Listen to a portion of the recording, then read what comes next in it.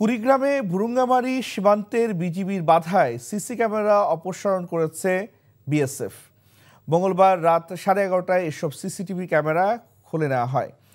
এর আগে কুড়িগ্রামের ভুরুঙ্গামারী সীমান্তের শূন্য রেখায় সিসি ক্যামেরা লাগানোকে কেন্দ্র করে বিজিবি ও বিএসএফের মধ্যে পতাকা বৈঠক হয়েছে। মঙ্গলবার উপজেলার পাথরডুবি ইউনিয়নের দক্ষিণ বাঁশজানি সীমান্ত এলাকায় এই বৈঠক হয়।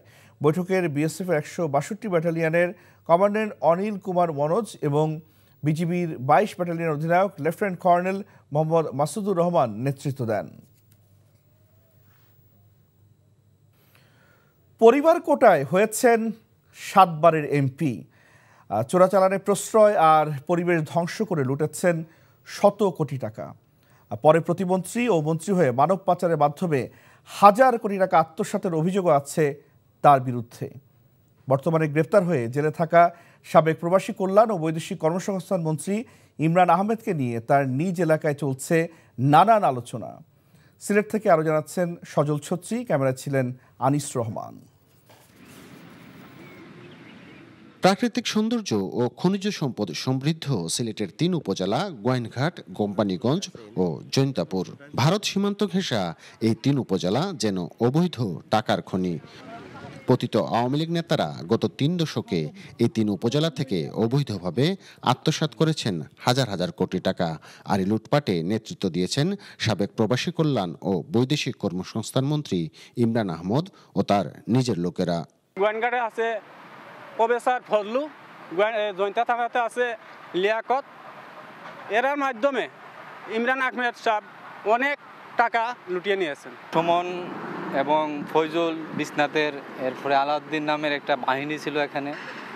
এই বাহিনী দ্বারা পুরা জাফলংটাকে নিয়ন্ত্রণ করত। সাধারণ মানুষ তো এক হিসাবে জিম্মি ছিল, পাথর কাজ করতে পারে নাই, বালি কাজ করতে পারে নাই, প্লাস কেউ প্রতিবাদ করলেই ওদেরকে মামলা। অনেকটা অরাজনৈতিক ব্যক্তি হলেও শেখ হাসিনা পরিবারের ঘনিষ্ঠতা সূত্রে এমপি হয়েছেন 7 বার। ভারত সীমান্ত ব্যবহার করে অবাধ চোরাচালান আর নির্বিচারে টিলা পাহাড় কেটে পরিবেশ ধ্বংসের পেছনে মূল কারিগর ছিলেন এমপি ইমরান। জাফলং, ভোলাগঞ্জ, বিছানাকান্দি, শ্রীপুরের মতো পর্যটন স্পট খুঁড়ে বিক্ষত করা ইমরান আহমদের নিজস্ব বাহিনীর হাতে নিশ্চিহ্ন হয়েছে সীমান্ত ঘেঁষা শাহ আরেফিন টিলার মতো বহু টিলা ও কৃষি জমি। তবে শেখ পরিবার ঘনিষ্ঠ এই মন্ত্রীর বিরুদ্ধে কোনো অভিযোগই ধোপে টেকেনি। ডেজার লাগাইছে, এক্সকেভেটর লাগাইছে, বোমা মেশিন লাগাইছে। এখানে কিন্তু লক্ষ লক্ষ কোটি কোটি টাকা উনি লুটে নিয়ে গেছে, কিন্তু আদৌ কিন্তু আমাদের জাফলংয়ের কোনো ভালো করা নাই। বিরোধী দলীয় লোকদের উপর অহেতুক মামলা, মিথ্যা মামলা, হয়রানি সবকিছু উনার ইশারাঙ্গিতে হয়েছিল। মন্ত্রী হয়ে মানব পাচারের মাধ্যমে 24,000 কোটি টাকা আত্মসাতের অভিযোগে ইমরান আহমদের বিরুদ্ধে রাজধানীর পল্টন থানায় মামলা হয় গত বছরের 3 সেপ্টেম্বর। 21 অক্টোবর রাতে বনানী থেকে গ্রেফতার হন তিনি। 5 ফেব্রুয়ারি সিলেট মহানগর ম্যাজিস্ট্রেট আদালতে হাজির করে জুলাই আগস্ট আন্দোলনে হত্যাসহ আরও 3 মামলায় গ্রেফতার দেখানো হয়েছে তাকে। সজল ছত্রী, এনটিভি নিউজ, সিলেট। পঞ্চগড়ের চতুর্থবারের মতো ফুটেছে ভিনদেশি টিউলিপ। টিউলিপ ফুলকে ঘিরে গড়ে উঠেছে ইকো ট্যুরিজম ব্যবস্থা। ভিড় করছেন পর্যটকরা। পর্যটনের পাশাপাশি স্থানীয় পর্যায়ে আর্থসামাজিক উন্নয়ন ও কৃষি অর্থনীতিতে গুরুত্বপূর্ণ ভূমিকা পালন করছে টিউলিপ বাগান। এই চাষে লাভবান হওয়ায় সচ্ছলতা ফিরেছে নারী উদ্যোক্তাদের পরিবারে। পঞ্চগড় থেকে সাজ্জাদুর রহমান সাজ্জাদের পাঠানো রিপোর্ট।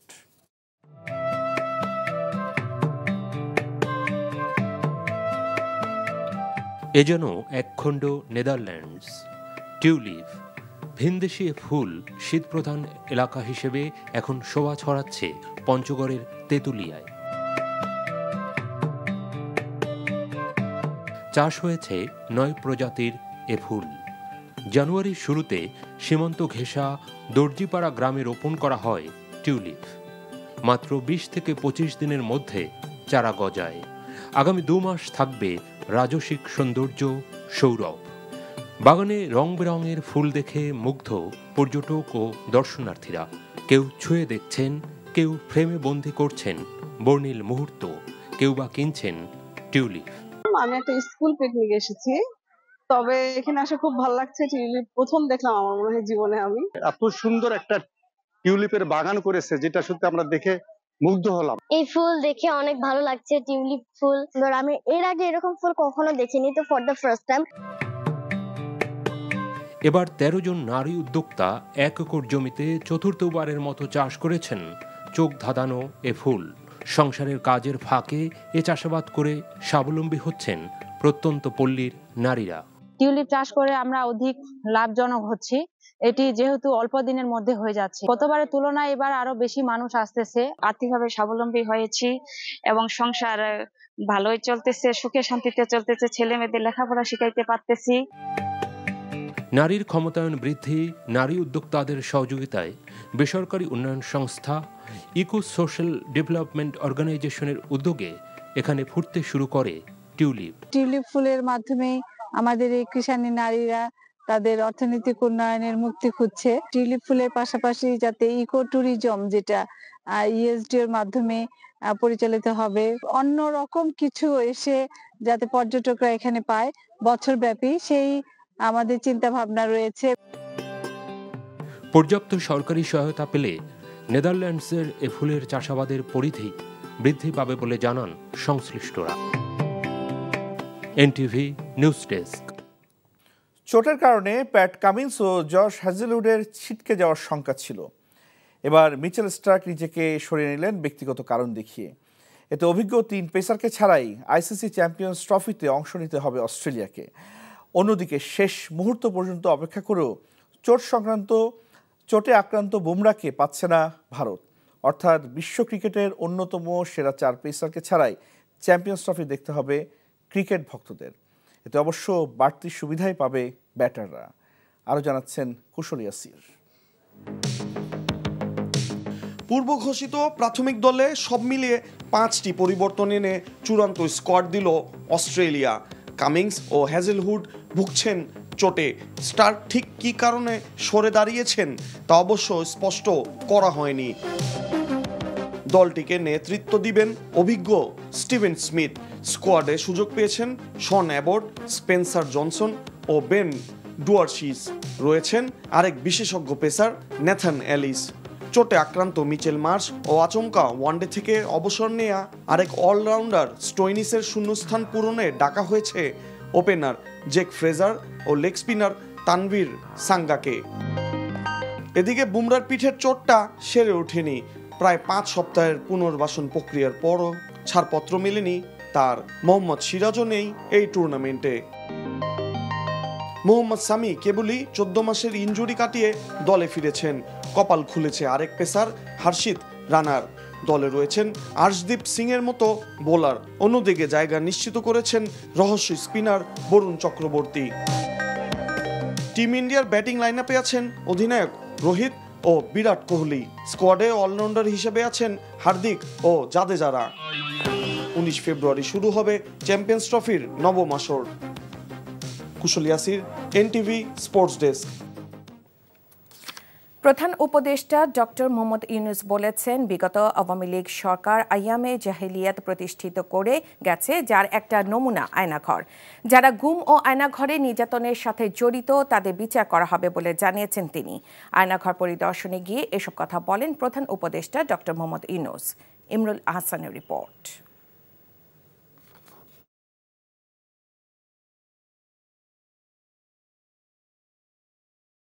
আস্থানায় আটকে রাখা হতো মাসের পর মাস, বছরের পর বছর। অমানবিক নির্যাতন করা হতো বন্দীদের, যার শিকার অসংখ্য মানুষ। ভুক্তভোগীদের নিয়ে বুধবার বহুল আলোচিত আয়নাঘর পরিদর্শনে যান প্রধান উপদেষ্টা ডক্টর মোহাম্মদ ইউনূস। ঘুরে ঘুরে টর্চার সেল দেখেন তিনি। আইএমএ জাহেলিয়াত বলে একটা কথা আছে। এই গত সরকার এই আইএমএ জাহেলিয়াতকে প্রতিষ্ঠিত করে গেছে সর্বক্ষেত্রে। এটা তার একটা নমুনা।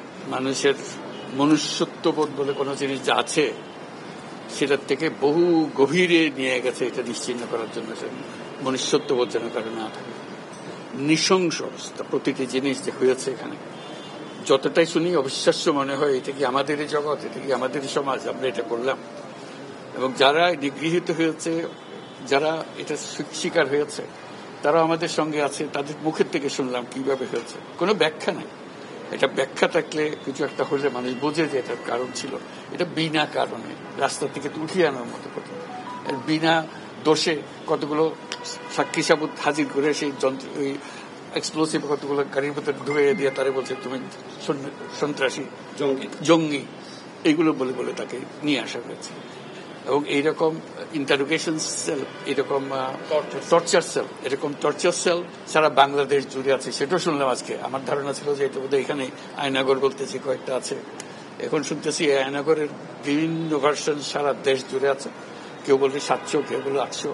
এতে সংখ্যাও নিরূপণ করা যায়নি পর্যন্ত, কতটা আছে, কতটা জানা আছে, কতটা অজানা রয়ে গেছে সেই জিনিসগুলো। আগারগাঁও, কচুক্ষেত, উত্তরার 3টি আয়নাঘরে যান ডক্টর ইউনূস। ভুক্তভোগীদের কাছ থেকেই শোনেন নির্মম নির্যাতনের কথা। এ সময় তিনি বলেন, বিচারের মুখোমুখি করা হবে গুমের সাথে জড়িতদের। তারা করেছে, তারা আমাদেরই সন্তান, আমাদেরই ভাই, আমাদেরই ঘনিষ্ঠ আত্মীয়, তারাই করেছে। এবং আমরা এই সমাজকে যদি এর থেকে বের করে না আনতে পারি তাহলে এই সমাজ তো টিকে থাকবে না। ডকুমেন্টেশন গুম কমিশনের রিপোর্টের মধ্যে থাকবে এবং এটা অবশ্য পাঠ্য হিসেবে সবাইকে পড়তে হবে এবং তাদের যারা করেছে তাদের বিচার করতে হবে। তা না হলে আমরা নিষ্কৃতি পাবো না এটার থেকে, এই যে কাজগুলো করে গেল তারা। তা না হলে আমরা আবার মুক্তভাবে বলবো কি করে যে আমরা এই দেশের মানুষ, আমরা পরিষ্কার। যারা করেছে তাদের জন্য আমরা কেন মুক্তভোগী হতে যাব? তাদের সে বিচার করবো, জনসাধারণ বলবো যে হ্যাঁ এটা উচিত বিচার হয়েছে, তখন আমরা এটার থেকে মুক্তি পাবো। গুম সংক্রান্ত কমিশনের হিসেবেই 1700-এর উপর মানুষকে গুম করা হয় ফ্যাসিবাদী শাসনের 15 বছরে।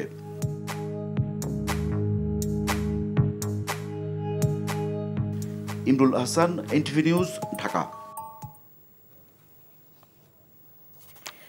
আওয়ামী লীগকে নিষিদ্ধ করার বিষয়ে কোনো সিদ্ধান্ত হয়নি বলে জানিয়েছেন স্বরাষ্ট্র উপদেষ্টা লেফটেন্যান্ট জেনারেল অবসরপ্রাপ্ত মোহাম্মদ জাহাঙ্গীর আলম চৌধুরী। গাজীপুরে, শফিপুরে আনসার ও ভিডিপি প্রতিষ্ঠাবার্ষিকী ও জাতীয় সমাবেশের অনুষ্ঠান শেষে সাংবাদিকদের একথা বলেন তিনি। স্বরাষ্ট্র উপদেষ্টা বলেন, যৌক্তিক যে কোনো আন্দোলনই অন্তর্বর্তীকালীন সরকার মেনে নেবে, তবে অযৌক্তিক কোনো কিছুই মানা সম্ভব না। অপারেশন ডেভিল হান্টের সফলতা নিয়েও কথা বলেন স্বরাষ্ট্র উপদেষ্টা। আওয়ামী লীগের নিষিদ্ধর ব্যাপারে এখন পর্যন্ত কোনো ডিসিশন আমি অবশ্য জানি না এই ব্যাপারে, যেহেতু এই ব্যাপারে আমি কমেন্টও করতে চাই না। যেগুলি যৌক্তিক দাবি ওইগুলি গুরুত্ব সহকারে বিবেচনা করা হইতেছে, আর যেগুলি অযৌক্তিক দাবি ওইগুলি তো আর বিবেচনা করা হবে না। ডেভিল হান্ট কতটুকু কার্যকরী হচ্ছে, আপনারা যেহেতু গাজীপুরের বাসে, এটা তো গাজীপুরের ভিতরেই পড়ছে, তা আপনারা এসব সবচেয়ে বেশি বলতে পারবেন কতটুকু কার্যকরী হচ্ছে। দেশের বিভিন্ন স্থানে চলছে বিএনপির রোড মার্চ ও পথসভা কর্মসূচি। দ্রুত নির্বাচনী রোডম্যাপ ঘোষণা, আইনশৃঙ্খলা পরিস্থিতির উন্নতি এবং নিত্য প্রয়োজনীয় দ্রব্যের মূল্য সহনীয় পর্যায়ে রাখার দাবি জানিয়েছেন বিএনপি নেতারা। লালমনিরহাট সহ বিভিন্ন জেলায় রোড মার্চ ও পথসভা কর্মসূচি অনুষ্ঠিত হয়েছে। এতে প্রধান অতিথি হিসেবে উপস্থিত রয়েছেন স্থায়ী কমিটির সদস্য গয়েশ্বরচন্দ্র রায়। সুনামগঞ্জে জেলা বিএনপির সমাবেশ থেকে এসব দাবি জানানো হয়। এতে প্রধান অতিথি ছিলেন সাবেক সিটি মেয়র আরিফুল হক চৌধুরী। অন্তর্বর্তী সরকারকে অবিলম্বে নির্বাচন দিয়ে জনগণের কাছে ক্ষমতা হস্তান্তরের দাবি জানান তিনি। এদিকে মুন্সিগঞ্জের সিরাজদি খান উপজেলায় জেলা বিএনপির রোড মার্চ ও পথসভা অনুষ্ঠিত হয়েছে। এ সময় জেলা বিএনপির আহ্বায়ক মিজানুর রহমান সিনহা সহ অন্যরা উপস্থিত ছিলেন। পরে জেলা শহরের থানারপুল এলাকায় অনুষ্ঠিত হয় সমাবেশ।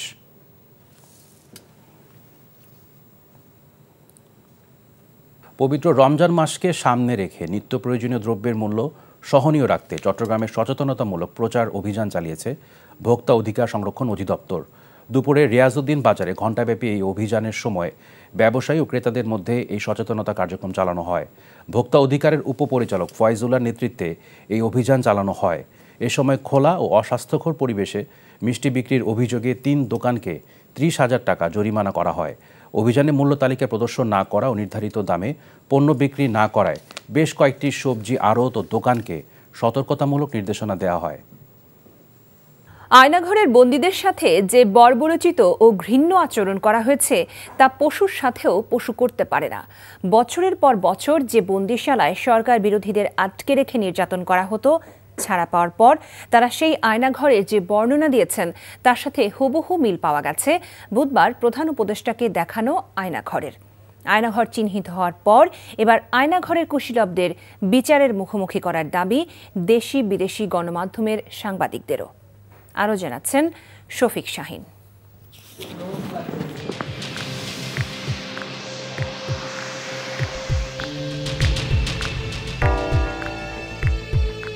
লোকচক্ষুর অন্তরালে আইনশৃঙ্খলা রক্ষাকারী বাহিনীর তৈরি করা এক বেআইনি বন্দিখানার দৃশ্য এটি।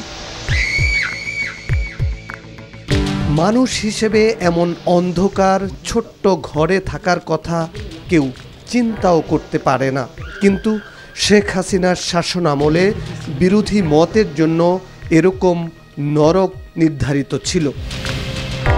এমন গুম ঘরে barrister Arman, brigadier general Abdullahil Aman Azmi, Hummam Quader Chowdhury, lieutenant colonel Hasinur Rahman, Michael Chakma সহ অসংখ্য মানুষ বন্দী ছিলেন, কেউ ৮ বছর, আবার কেউ ৮ দিন। সেই সব বন্দিখানা চিহ্নিত করেন ভুক্তভোগীরা। মানুষের সাথে মানুষ এরকম নিষ্ঠুর আচরণ করতে পারে? আমার তো মনে হয় যে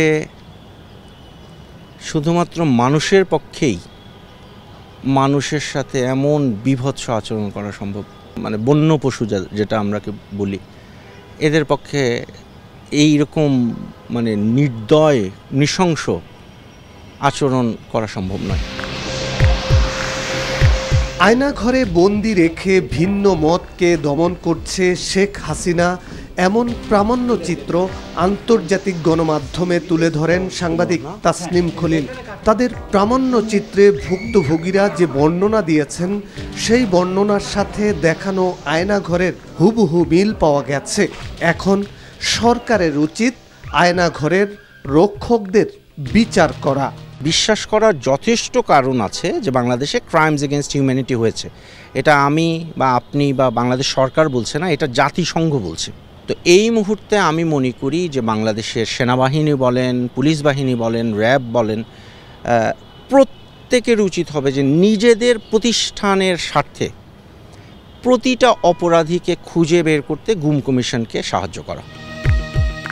এখনও যারা গুমের শিকার, তাদের খুঁজে বের করার দায়িত্ব সরকারের বলে জানান এই সাংবাদিক।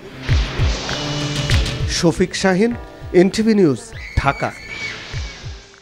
আন্তর্জাতিক অপরাধ ট্রাইব্যুনালে বিচারাধীন জুলাই-আগস্ট হত্যা মামলার তদন্ত শেষ হওয়ার আগেই বাইরে রায়ের সময়সীমার কথা বলে ট্রাইব্যুনালকে আন্ডারমাইন করা হচ্ছে মন্তব্য করেছেন ট্রাইব্যুনালের চেয়ারম্যান বিচারপতি গোলাম মর্তুজা মজুমদার। দুপুরে ট্রাইব্যুনালে গুমের ঘটনায় দায়ের করা মামলার শুনানিতে এ বিষয়ে উষ্মা প্রকাশ করেন তিনি। এই সময় আদালত স্বাধীনভাবে কাজ করবে বলেও জানান ট্রাইব্যুনাল চেয়ারম্যান। তামজিদ সুমনের রিপোর্ট। মঙ্গলবার সচিবালয়ে আইন উপদেষ্টা ডক্টর আসিফ নজরুল অক্টোবরের মধ্যে জুলাই গণহত্যার অন্তত 3টি মামলার রায় হবে বলে আশা প্রকাশ করেন। অক্টোবরের মধ্যে আমরা 3-4টা মামলার রায় পেতে যাচ্ছি বলে আশা করি। ঠিক এর পরদিনই রায় নিয়ে আগাম মন্তব্য করায় অসন্তোষ প্রকাশ করলেন আন্তর্জাতিক অপরাধ ট্রাইব্যুনালের চেয়ারম্যান বিচারপতি গোলাম মর্তুজা মজুমদার। গুমের ঘটনায় দায়ের করা মামলার শুনানিতে এ বিষয়ে উষ্মা প্রকাশ করে ট্রাইব্যুনাল চেয়ারম্যান বলেন, তদন্ত শেষ হয়নি তার আগেই বাইরে রায়ের কথা বলা হচ্ছে, এতে ট্রাইব্যুনালকে আন্ডারমাইন করা হচ্ছে। মাননীয় ট্রাইব্যুনাল এই বক্তব্য ব্যবহারের ব্যাপারে আমরা বলতেই হয় যে একটু অসন্তোষ প্রকাশ করেছেন। বলেছেন ট্রাইব্যুনাল একটি স্বাধীন সংস্থা, ট্রাইব্যুনালের বিচার ব্যবস্থা এবং ট্রাইব্যুনালের কোনো কার্যক্রম নিয়ে কারো কোনো মন্তব্য ট্রাইব্যুনাল পছন্দ করেন না। ট্রাইব্যুনালের বিচার হবে স্বাধীন, নিরপেক্ষ এবং স্বচ্ছ। আমাকে ট্রাইব্যুনাল বলেছেন যে যারা যে কর্নার থেকেই এই ধরনের কথা ট্রাইব্যুনাল সম্পর্কে বলছেন তাদেরকে বলে দিতে যে যেন এই ধরনের কোনো কথা ট্রাইব্যুনাল সম্পর্কে ভবিষ্যতে না বলা হয়। যদি এই ধরনের ট্রাইব্যুনালের স্পর্শ করে এই ধরনের কথা ভবিষ্যতে বলা হয়, তাহলে ট্রাইব্যুনাল তার আইনগত ব্যবস্থা গ্রহণ করবে। এর আগে সকালে সাবেক সেনা কর্মকর্তা জিয়াউল আহসানকে হাজির করা হয় ট্রাইব্যুনালে। শুনানি শেষে গুমের ঘটনায় জিয়াউল আহসানকে গ্রেফতার দেখানো হয়। আগামী 20 এপ্রিল মামলার তদন্ত প্রতিবেদন দাখিলের নির্দেশ দেয় আদালত। জিয়াউল আহসান উনাকে ট্রাইব্যুনালে আজকে হাজির করা হয়েছিল। আমরা তদন্ত প্রতিবেদন জমা দেওয়ার জন্য 2 মাস সময়ের প্রার্থনা করেছিলাম। মাননীয় ট্রাইব্যুনাল আমাদের আবেদন মঞ্জুর করেছেন। আগামী 20/4/2025 তারিখে তদন্ত প্রতিবেদন জমা দেওয়ার জন্য তারিখ নির্ধারণ করেছে। এছাড়া রামপুরায় জুলাই আগস্ট গণহত্যার ঘটনায় 2 পুলিশ কর্মকর্তার বিরুদ্ধে গ্রেপ্তারি পরোয়ানা জারি করেছে tribunal. Tamjid Suman, NTV news, Dhaka. 1 মাসের বেশি সময় ধরে লন্ডনে চিকিৎসাধীন বিএনপি চেয়ারপারসন বেগম খালেদা জিয়ার শারীরিক অবস্থা স্থিতিশীল আছে বলে জানিয়েছেন তার ব্যক্তিগত চিকিৎসক ও দলের স্থায়ী কমিটির সদস্য ডক্টর AZM জাহিদ হোসেন। মঙ্গলবার লন্ডনে আয়োজিত এক অনুষ্ঠান শেষে তিনি সাংবাদিকদের কথা বলেন। চিকিৎসকরা খালেদা জিয়ার ছেলে ও বিএনপির ভারপ্রাপ্ত চেয়ারম্যান তারেক রহমানের লন্ডনের বাসায় গিয়ে তাকে দেখে এসেছেন বলেও জানান তিনি। খালেদা জিয়ার দেশে ফেরা প্রসঙ্গে ডাক্তার জাহিদ বলেন, ডাক্তাররা যখন মনে করবেন তিনি দেশে ফেরার মতো অবস্থায় আছেন তখনই এ বিষয়ে সিদ্ধান্ত নেওয়া হবে। গত 8 জানুয়ারি উন্নত চিকিৎসার উদ্দেশ্যে লন্ডনে যান বেগম খালেদা জিয়া। সেখানে যাওয়ার পর তাকে দ্য লন্ডন ক্লিনিকে ভর্তি করা হয়। 17 দিন পর গত 25 জানুয়ারি তাকে তারেক রহমানের বাসায় নেওয়া হয়।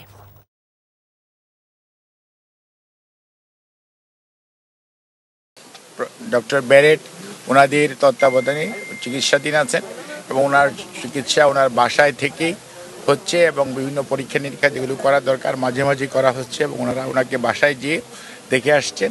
ওনার শারীরিক অবস্থা এই মুহূর্তে স্থিতিশীল এবং আপনারা ওনার সুস্থতার জন্য দোয়া করবেন।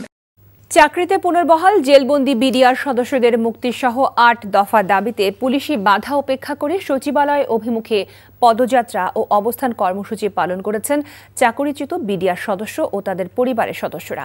দুপুরে অবস্থান চালিয়ে যাওয়ার ঘোষণা দিলেও সন্ধ্যার পর দাবি মেনে নেওয়ার আশ্বাসে সচিবালয় এলাকা ছেড়ে যান আন্দোলনকারীরা। রিপোর্ট করছেন কায়কোবাদ মাহমুদ।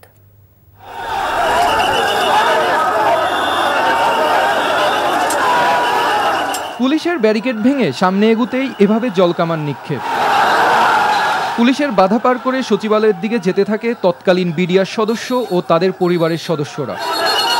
সচিবালয়ের কাছাকাছি গেলে আবার পুলিশের বাধার মুখে পড়েন তারা।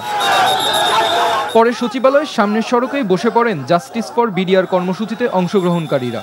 আন্দোলনকারীরা জানান চাকরিচ্যুত তৎকালীন বিডিআর সদস্যদের চাকরিতে পুনর্বহাল, ক্ষতিপূরণ এবং রাষ্ট্রীয় সুযোগ সুবিধা নিশ্চিত করা, জেলবন্দি নিরপরাধ বিডিআর সদস্যদের মুক্তিসহ 8 দফা দাবি তাদের। আমরা কি করেছি? সমস্ত মামলা মোকদ্দমা শেখ হাসিনা আমলের সমস্ত মামলা প্রত্যাহার করে নেওয়া হয়েছে, একমাত্র বিডিআর মামলায় প্রত্যাহার করা হয় নাই। আমাদের চাকরি পুনরায় বহাল না হওয়া পর্যন্ত আমরা বাড়িতে ফিরবো না। দরকার হলে এখানে আমরা রাজপথে জীবন দিয়ে দিব। আমরা বিভিন্নভাবে সরকারকে আমরা অবগত করেছি, সরকার পক্ষ থেকে কোনো সাড়া না পাওয়ায় আমরা আজ কঠোর অবস্থান কর্মসূচি পালন করছি। এক পর্যায়ে আন্দোলনকারীদের সাথে কথা বলতে সেখানে যান বৈষম্য বিরোধী ছাত্র আন্দোলনের আহ্বায়ক হাসনাত আব্দুল্লাহ।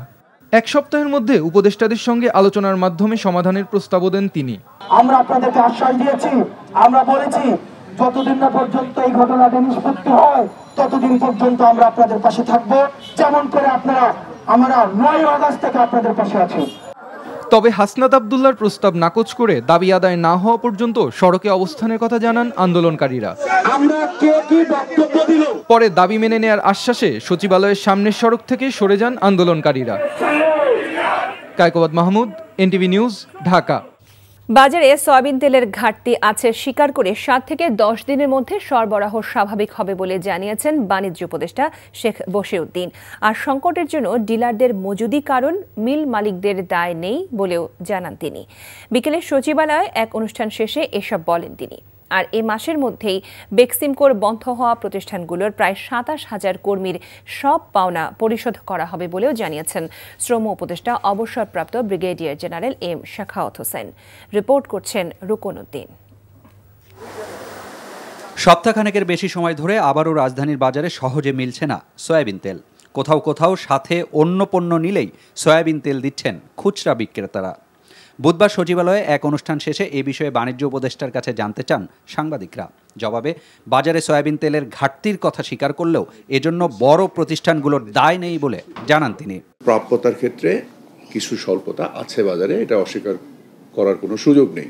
আমাদের যে প্রয়োজন তার থেকে প্রায় লক্ষাধিক টন অতিরিক্ত তেল আমদানি হয়েছে। আমি আশা করি 7 থেকে 10 দিনের মধ্যে তেলের বাজার স্থিতিশীল থেকে নিম্নমুখী হয়ে যাবে এবং আমরা মিলগুলোর কাছ থেকে ডেটা নিচ্ছি তারা কি পরিমাণ তেল সরবরাহ করছে বাজারে। আমরা দেখছি যে প্রয়োজনের থেকেও অতিরিক্ত তেল তারা সরবরাহ করছে খুচরা পর্যায়ে এবং যারা ডিলার্স আছেন এনারা সবাই এক ধরনের মজুদে অনুপ্রাণিত হন। এ সময় সাংবাদিকদের প্রশ্ন ছিল রমজানে প্রয়োজনীয় পণ্যের দাম আবারও বাড়বে কিনা। প্রত্যেকটা পণ্যের মূল্য আরও কমবে। আর 18 ফেব্রুয়ারি বৈঠক করে বেগজিমকর বন্ধ হওয়া প্রতিষ্ঠানগুলোর সব কর্মীর আইন অনুযায়ী সব পাওনা পরিশোধ করা হবে বলে জানান শ্রম উপদেষ্টা। এ সময় সাংবাদিকদের প্রশ্ন ছিল একযোগে প্রায় 27,000 কর্মীর বেকার হয়ে যাবার বিষয়ে সরকারের ভাবনা নিয়ে। এই সরকারের কোনো পলিসি না যে চাকরি বাকরি হারিয়ে দেওয়া লোকজনকে বাড়ি পাঠায় দেবো, নট অ্যাট অল। একটা সার্কমস্টান্সেস বুঝতে হবে যে প্রায় 40,000 crore টাকা এখন কোনো ব্যাংক বলছে এটা বিক্রি করলে আমার টাকা মিলবে না, যার যার পাওনা একদম তাদের অ্যাকাউন্টে চলে যাবে ফেব্রুয়ারির মধ্যে, এই মাসের মধ্যেই। অর্থ বিভাগ হতে পারে, শেয়ার বিক্রি বা অ্যাসেট বিক্রি হবে, এইগুলো আমি সম্পূর্ণভাবে 18 তারিখ সময় দিয়েছি। জুলাই হত্যাকাণ্ড নিয়ে জাতিসংঘের তদন্ত প্রতিবেদন প্রসঙ্গে জানতে চাইলে বলেন, ছাত্র জনতা হত্যার বিচার নিশ্চিতের মূল লক্ষ্য বজায় থাকবে। বিচার হবে সে রিপোর্ট ও no report. Rokonuddin, NTV news, Dhaka. শিরোপা জয়ের লক্ষ্য নিয়েই চ্যাম্পিয়ন্স ট্রফি খেলতে যাচ্ছে বাংলাদেশ। দেশ ছাড়ার আগে নিজেদের লক্ষ্য নিয়ে এমনটাই জানিয়েছেন অধিনায়ক নাজমুল হোসেন শান্ত। এবারের আসরে বাড়তি চ্যালেঞ্জ নিতে হবে ব্যাটারদের, সে লক্ষ্যে প্রস্তুতিও ভালো বলে জানিয়েছেন তিনি। চ্যাম্পিয়ন্স ট্রফি খেলতে দেশ ছাড়ার আগে আনুষ্ঠানিক সংবাদ সম্মেলনে এসব কথা বলেন বাংলাদেশ অধিনায়ক। মমিনুর রিপনের রিপোর্ট। আমরা চ্যাম্পিয়ন হওয়ার লক্ষ্যে যাচ্ছি। এভাবেই চ্যাম্পিয়ন্স ট্রফিতে নিজেদের লক্ষ্যের কথা জানান বাংলাদেশের অধিনায়ক। তবে অতি আত্মবিশ্বাস কিংবা জোর করে নয়, দলের প্রতি আস্থা রেখেই এমন প্রত্যাশা ব্যক্ত করেছেন শান্ত। আমি বিশ্বাস করি আমাদের টিমের ওই অ্যাবিলিটি আছে। বাড়তি প্রেশারের কথা আমার মনে হয় না যে কেউ বাড়তি প্রেশার ফিল করবে, কারণ সবাই এটাই চাচ্ছে, সবাই এটাই চায় মনে প্রাণে, এবং সবাই এটাই বিশ্বাস করে যে আমাদের ওই অ্যাবিলিটিটা আছে। অবশ্য প্রতিটি বৈশ্বিক প্রতিযোগিতার আগে এমন আশার বাণী শোনালেও শেষ পর্যন্ত বাংলাদেশ হতাশ করেছে অনেকবারই। তবে বিশ্বমঞ্চে চ্যাম্পিয়ন্স ট্রফিতেই সবচেয়ে বড় সাফল্য আছে লাল সবুজদের। 2017 সালে সেমিফাইনাল খেলেছিল তারা। এছাড়া রাওয়ালপিন্ডিতে পাকিস্তানের বিপক্ষে ঐতিহাসিক টেস্ট জয়ের অভিজ্ঞতাও আছে বাংলাদেশের। সেই দলের অনেকেই খেলবেন চ্যাম্পিয়ন্স ট্রফিতে। অনুপ্রেরণার পাল্লাটা ভারী হয় এবারের আসর নিয়ে আশাবাদী বাংলাদেশের অধিনায়ক। আমার মনে হয় যে আমি স্পেশালি পাকিস্তানে আশা করছি যে 300+ স্কোরই হবে। সো এ ধরনের স্কোর আমরা যদি আগে ব্যাটিং করে অবশ্যই করতে হবে, এবং আমাদের ডিফেন্ড করার ক্ষেত্রেও এরকম দেখা যাচ্ছে যে ডিফেন্ড করা লাগবে। সো 300+ এক্সপেক্ট করতেছি। দুবাইতে এক এক সময় এক এক রকম হয়, বাট স্টিল আমার কাছে মনে হয় 260 to 280 এর ভেতরেই থাকবে। চ্যাম্পিয়ন্স ট্রফিতে ভারতের বিপক্ষে নিজেদের প্রথম ম্যাচ খেলতে বৃহস্পতিবার দিবাগত রাত 1:45 ঢাকা ছাড়বে বাংলাদেশ দল। Mominur Ripon, NTV news, Dhaka.